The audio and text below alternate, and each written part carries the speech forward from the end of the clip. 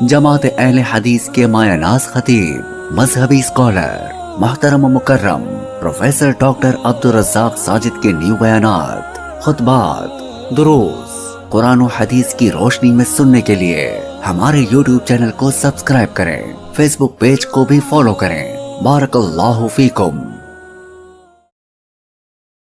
ذہن میں رکھ لیجیے کہ رسول کریم علیہ الصلوۃ والسلام نے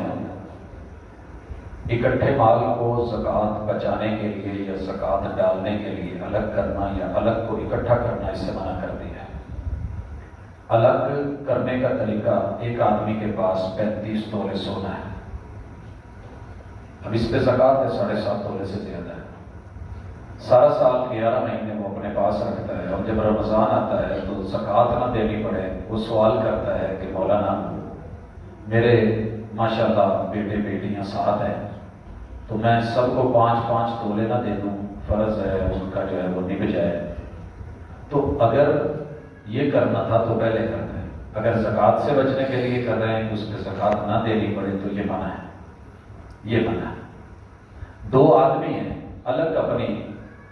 سیٹ اپ ہے ان کا، 2 بھائی ہیں، بکریاں چلا رہے ہیں، 20 ایک کی ہیں 20 ایک کی ہیں، دونوں پہ زکوٰۃ نہیں، عامل جائے اور کہے کہ تم دونوں بھائی ہو لہذا بکریاں اکٹھی کرو، 40 بنتی ہیں تو 1 بکری دو، تو یہ الگ کو اکٹھا نہیں کیا جائے گا، اور جو اکٹھا ہے اسے زکوٰۃ بچانے کے لیے